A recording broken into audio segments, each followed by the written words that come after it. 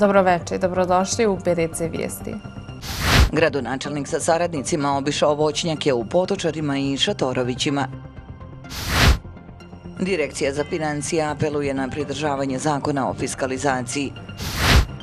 U Brki obilježena godišnjica pogibije Nermina Jukića.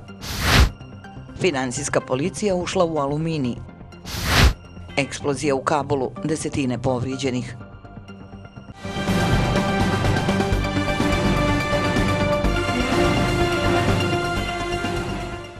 Gradonačelnik Brčkog distrikta Siniša Milić obišao je sa šefom Odjeljenja za poljoprivredu Zoranom Gajićem voćare sa područja distrikta kako bi se na terenu upoznali o stanju u voćarstvu ove sezone.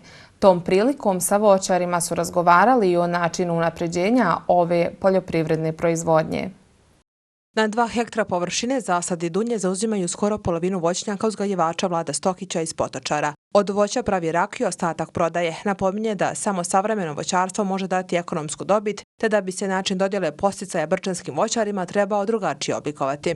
Kod nas intenzivnih proizvođača voća princip podsticaja jeste da se dobija podsticaj godišnje po površini zasađenog voćnjaka, bez obzira na prinos.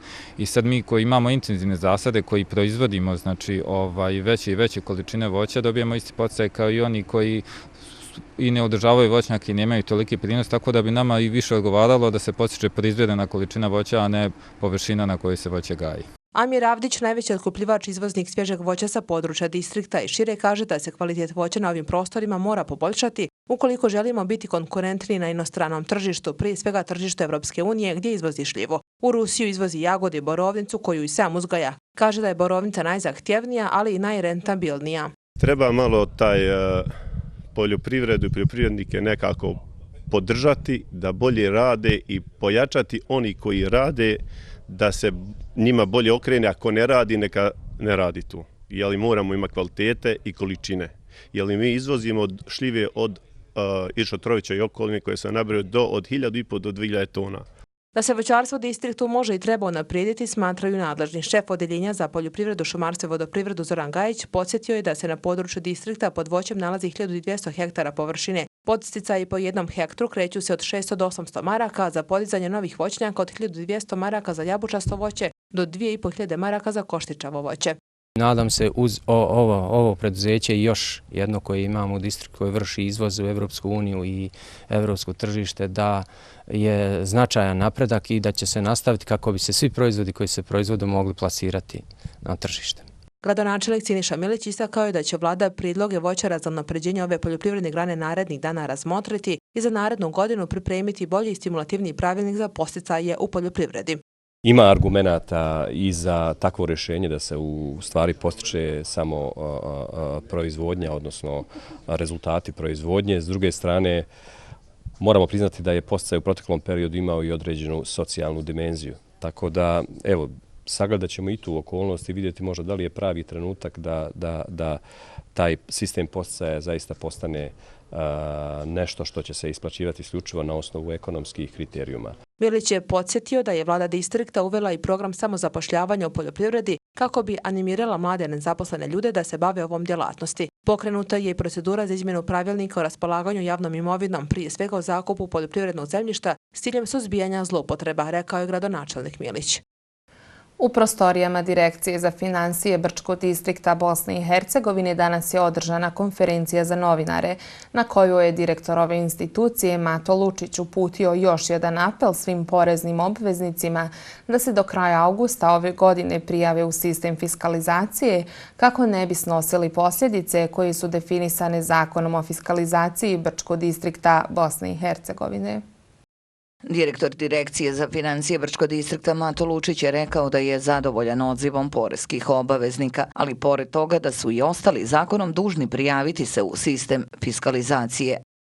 Veoma smo zadovoljni sa odzivom poreznih obveznika, odnosno prijavom za fiskalizaciju. Po našim podacima preko 85% je ljudi u sistemu. Ima nekih još 15%, razlozi su možda sljedeći, zato smo ih sazvali u konferenciju za novinare. ima 1% ljudi, ti poreznih obveznika, koji ne vjeruju da će se to desiti, da to mora biti i tako dalje. Iz tog razloga mi smo se odlučili da, dakle, javnost Brčkog distrikta upoznamo da ćemo mi istrajati na 100% dakle, obuhvatu fiskalizacije po zakonu koji je na snazi. Dakle, molim porezne obveznike, nismo do sada nikakve represivne mjere koje su zakonom određene koristili, kazne su puno velike, dakle, svi oni koji ne budu u sistemu do kraja ovog mjeseca imat će posljedice. Ima tu i nekakvih poreznih obveznika koji rade na crno. Čim nije u fiskalizaciji, mi ćemo ga odmah zatvoriti. Ima poreznih obveznika koji skupe su kase, ali kupuju sebi duple, tako da mogu izbjegavati, dakle, registraciju prometa u poreznoj upravi kod prijave, jer ne kuca na kasu koja je plombirana od strane porezne inspekcije. Miodrag Trivković, direktor Poreske uprave distrikta, kazao je da nije sama Poreska uprava ona ta koja se brine o provođenju zakona, nego je tu i inspektorat Brčkog distrikta. Fiskalizacija nije uvedena u Brčko distriktu zato što je Brčko distrikt trebao da ostane kao nekakvo usamljeno ostrvo. Fiskalizacija se uvela u entitetima i u nekim drugim zemljama ovdje u okruženju na jedan veoma dobar, modern način, samo zbog evidentiranja gotovinskog prometa. U gotovinskom prometu smo svjesni da se kriju ogromne neprijavljene sume novca, a samim tim i onda manjka uplata poreza. Tržišna inspekcija također će ući u akciju kada će tražiti da se pokaže fiskalni račun, da je izdat i oni imaju pravo izricati prekršajne kazne. Šef financijske inspekcije u Poreskoj upravi Davor Ninić podsjetio je da se kazne kreću od 500 do 15.000 konvertibilnih maraka i da rade na tome što je cilj i današnjeg apela, da niko ne dođe u situaciju da mora da plati prekršajni nalog, naglašavajući da je ipak bolje kupiti kasu nego kasnije plaćati i kaznu i kasu. Moram napomenuti da svi oni porezni obveznici koji su ušli u sistem fiskalizacije moraju da poštuju sve zakonske odredbe, najviše na izdavanje računa. Mi imamo informacije da neki porezni obveznici izdaju račune do 4 sata samo. Znaju da je to radno vrijeme porezne uprave, da neki ne izdavaju uopšte račune preko vikenda. Mi imamo sve te podatke, mi to sve pratimo, mi to sve znamo. 6. augusta 1994. godine poginuo je Nermin Jukić, dobitnik najvećeg ratnog priznanja. Predstavnici udruženja Zlatni Ljiljan Brčkog distrikta Bosne i Hercegovine su tim povodom podsjetili šehidsko mezarje u Brki i učenjem fatihe i polaganjem vijenaca odali počast svom saborcu. Prisjećanje i odavanje počasti učenjem fatihe onima koji su svoje živote izgubili braneći domovinu najmanje je što se može učiniti kako oni ne bi bili zaboravljeni. Iako više nisu među živima, oni i dalje žive u srcima svojih najmilijih. Otac poginulog borca kaže, Dersiju nam kaže, neko izgubio dijete, neko brata, sestru, neko roditelje i tako, ali kada mi je biti pod njihovim nogama na onom svijetu. I to mi je ostalo. Predstavnik dobitnika najvećih ratnih priznanja Zlatni Ljiljan Brčkog distrikta Bosne i Hercegovine kazao je da je upravni odbor ovog udruženja donio odluku da se prilikom svake godišnjice pogibije borca obilježi taj dan. Mi njegovi saborci i iz udruženja dobitnika najvećih ratnih priznanja došli smo na mezarje da predamo fatihu pred njegovu dušu i da se sjetimo i skromno obilježimo ovaj za nas tužak trenutak. Iz udruženja ističu da pored obilježavanja godišnjica praktikuju i posjete porodicama šehida kako bi iskazali podršku i solidarnost.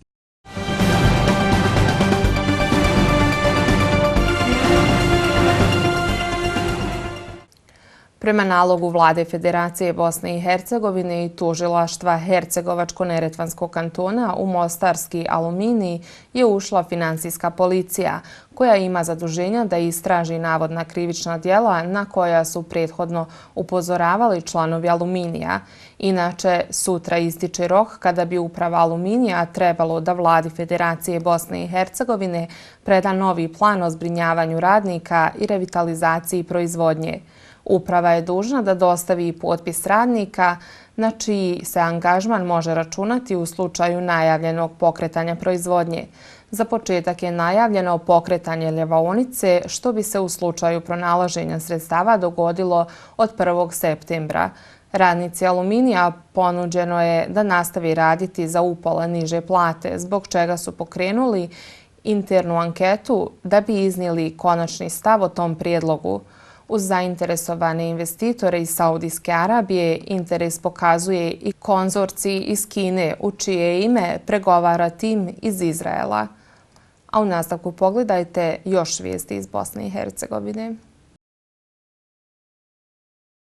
18 migranata povrijeđeno je sinoć u blizini državne granice Bosne i Hercegovine i Hrvatske, potvrđeno iz Ministarstva unutrašnjih poslova Unsko-Sanskog kantona. Ministrica zdravstva, rada i socijalne politike Unsko-Sanskog kantona Nermina Čemalović potvrdila je da je u Domu zdravlja Velika Kladuša primljeno 18 povrijeđenih osoba. Iz granične policije Bosne i Hercegovine kratko je saopšteno da je tužilaštvo Bosne i Hercegovine upoznato s događajima na granici Bosne i Hercegovine na području Velike Kladuše. Granična policija poduzima mjere i radnje pod nadležnošću tužiteljstva Bosne i Hercegovine u skladu s čim su informacije u nadležnosti tužilaštva Bosne i Hercegovine, navodi se u saopštenju granične policije. Američka ambasada u našoj zemlji pozdravila je dogovor lidera 3 najveće BiH političke stranke da formiraju vlast na državnom nivou, ističući da je na taj način potvrđen postojeći konsenzus o važnosti napretka Bosne i Hercegovine na putu ka Evropskoj uniji i NATO savezu. Namjeravamo raditi s političkim strankama i članovima predsjedništva Bosne i Hercegovine da bi pojasnili kako će nove vlasti tumačiti ovaj sporazum, što posebno uključuje pitanje da li postoji jasan konsenzus o pitanju radnog podnošenja nacionalnog akcionog plana Bosne i Hercegovine NATO savezu, piše u saopćenju ambasade. Iz ambasade Sjedinjenih država poručili su da će biti snažan partner potpuno funkcionalnim vlastima koje su opredjeljene da rade na reformi odbrane, unapređenju socioekonomskih reformi i jačanju vladavine prava. Sjedinjene države, kako se navode, ostaju posvećene miru i sigurnosti u Bosni i Hercegovini, kao i prosperitetnoj budućnosti građana Bosne i Hercegovine. Iz neformalne grupe građana Pravda za Davida najavili su da će se tim povodom obratiti medijima upravo na ono mjesto gdje je sve i počelo, Trg Krajine, u simbolično vrijeme 12:05. Također posjetit će i mjesto gdje je David pronađen na ušću Crkvene u Vrbas. U Banjoj Luci su 26. marta prošle godine počela okupljanja grupe Pravda za Davida, čiji članovi traže istinu u slučaju smrti banja lučkog mladića Davida Dragičevića, koji je nestao 18. marta 2018. godine, a njegovo beživotno tijelo pronađeno je 6 dana poslije na ušću rječice Crkvena u Vrbas. Porodica i članovi grupe Pravda za Davida tvrde da je ubijen, a slučaj do danas nije rasvijetljen. Njegovi posmrtni ostaci su na zahtjev porodice 12. marta ove godine eshumirani i izmješteni u Austriju, gdje su 3 dana poslije ponovo sahranjeni. Okupljanja u centru Banja Luke, na kojima je tražena istina o stradanju tog mladića, prekinuta su krajem prošle godine, a potom je manji broj građana svako veče palio svijeće u krugu Banja Lučke pravoslavne crkve, u čijoj blizini su trenutno nastavili da dolaze. U narednim danima u Bosni i Hercegovini se očekuje visoka temperatura vazduha, zbog čega se građanima savjetuje stalno raslađivanje doma, uzimanje više tečnosti te izbjegavanje fizičke aktivnosti i boravka na polju u najtoplijem dijelu dana, saopšteno iz Republičke uprave civilne zaštite. Meteorolozi predviđaju visoku temperaturu vazduha sa kratkotrajnim nestabilnostima do 20. augusta. U takvim ekstremnim prilikama, kada temperatura vazduha prelazi 30 ili 35 stepeni Celzijusa, osjetljiva populacija, djeca, trudnice, stari, oboljeli od hroničnih bolesti imaju smanjenu sposobnost prilagođavanja i zbog toga oni sami, kao i njihovi najbliži, treba da obrate pažnju na brigu o zdravlju i ponašanju u ljetnim mjesecima. Preporučuje se održavanje sobne temperature vazduha ispod 32 stepena Celzijusa tokom dana, odnosno ispod 24 stepena tokom noći,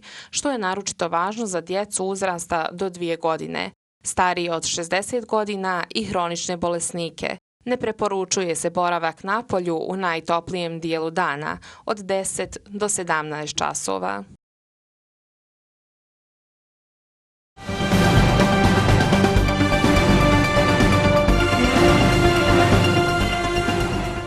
Medžlis Islamske zajednice u povodu nastupajućeg Kurban Bajrama zajedno sa Bošnjačkom zajednicom kulture Preporod upriličio je 27. samostalnu izložbu u Islahijetu dokumentarne fotografije autora Ataha Mahića. Na 10. tematskoj izložbi obuhvaćeno je 110 fotografija, napravljenih u periodu od 1886. do 1945. godine. Izložba je tematski posvećena jednom od Bajrama i fokusirana je na rad kulturno-umjetničkih društava Gajret i Islahijet, istakao je autor. Ova izložba je posvećena tim društvima koji su vrlo aktivni bili i koji su ostavili poznatog traga u zaštiti i očuvanju bošnjačkog identiteta i očuvanju kulturno-istorijske baštine. O postavci su govorili poznati brčanski karikaturista Husein Hanušić Hule i predsjednik Preporoda, profesor Edin Jašarević. U ovoj ili na ovoj izložbi je 27. put redom Atah svojim sugrađanima daje jednu posebnu ljepotu tradicije, odnosno čuvanja tradicije prošlosti ovog našeg grada. Kao što vidite, večerašnja izložba je ovako jedan fotografski dokument svjedočenja o kulturnom organiziranju Bošnjaka i Brčaka, možda šire rečeno, u prvoj polovini 20. vijeka.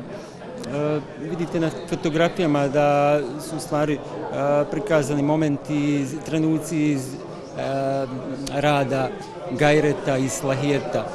Na fotografijama vidimo mnoštvo ljudi, raznolike sadržaje.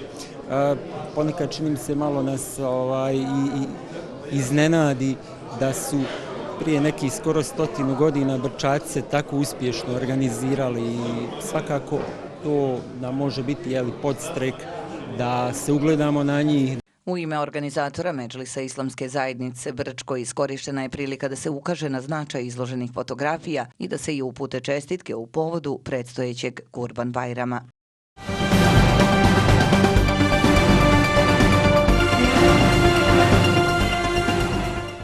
U sklopu kulturne manifestacije Brčansko ljeto Savski cvijet 2019 održana je i neizostavna Guča Brčko. Ova manifestacija održava se po ugledu na daleko čuvenu manifestaciju Sabor trubača u Guči. Ove godine manifestacija je održana po već ustaljenoj tradiciji u etno restoranu Kolubara u Brčkom. Organizatori su i ove godine obezbijedili kompletan ugođaj od truba svadbarskog kupusa preko pucanja iz topa koji je i označio zvaničan početak Guče u Brčkom.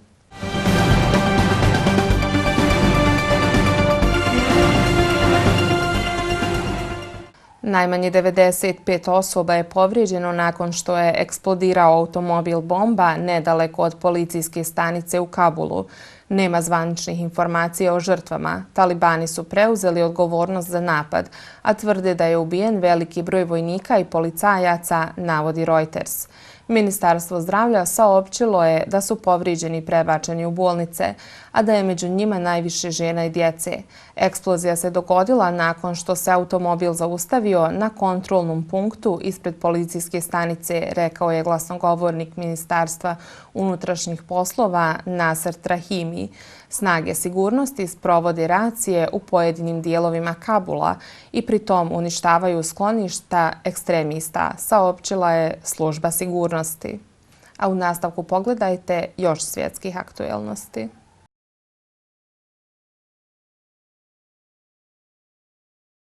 Najmanje 9 djece je poginulo, 11 povređeno nakon što je đački autobus letio s puta u provaliju u indijskoj pokrajini Uttarakhanda. Policijski zvaničnici potvrdili su kako vozač autobusa koji prevozio đake sa sela do lokalne škole usled teškog nevremena nije uspio savladati krivinu u regiji Tehri Garhwal, nakon čega je autobus pao u provaliju duboku najmanje 70 metara, javio indijski Hindustan Times. Naglašeno je također kako je 2 djece poginulo na mjestu nesreće, dok je 7 usled zadobijenih teških povreda preminulo nakon što su prebačeni u bolnicu. 5 učenika koji su u kritičnom stanju prebačeno je helikopterom na Indijski institut za medicinske nauke u gradu Rishikešu. Neki od očevidaca tvrde da autobusom nije upravljao vozač, nego njegov sin koji nema položen vozački ispit. Navode također kako je autobus primio više učenika nego što je njegov stvarni kapacitet.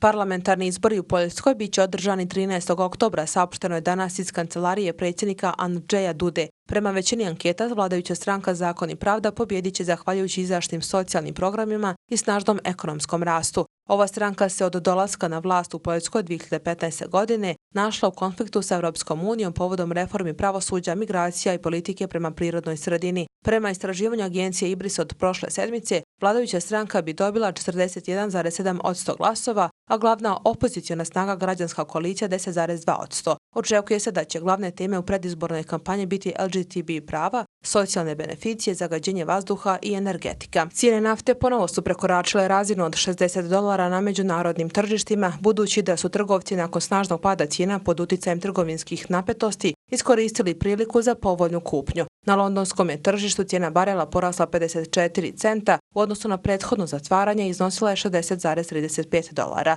Juče je zaključila trgovanje u minusu $2,08. Na američkom se tržištu barelom danas trgovalo po 35 centi višoj cijeni od $55,04. Juče je zaključilo trgovanje u minusu 97 centi. Tržišta je juče uzdrmala zabrinutost za rast svjetskog gospodarstva nakon što je SAD krajem prošlog tjedna zaprijetio dodatnim povećanjem carina na uvoz iz Kine. Slabi gospodarski rast značio bi slabiju potražnju za naftom u 2 vodeća svjetska gospodarstva. Toni Morrison, američka književnica i prva afroamerička dobitnica Nobelove nagrade, preminula je u 88. godini. Vijest o smrti potvrdio je na društvenoj mreži Twitter njezin izdavač Alfred Knopf. Morrison je prva afroamerikanka koja je dobila Nobelovu nagradu za književnost. Nagradu je dobila 1993. godine za sabrana djela. Dobitnica je i Pulitzerove nagrade za fikciju 1988. godine za roman Beloved. Morrisonovo je 2012. godine bivši američki predsjednik Barack Obama uručio predsjedničku medalju slobode, najviše civilno odlikovanje u Americi.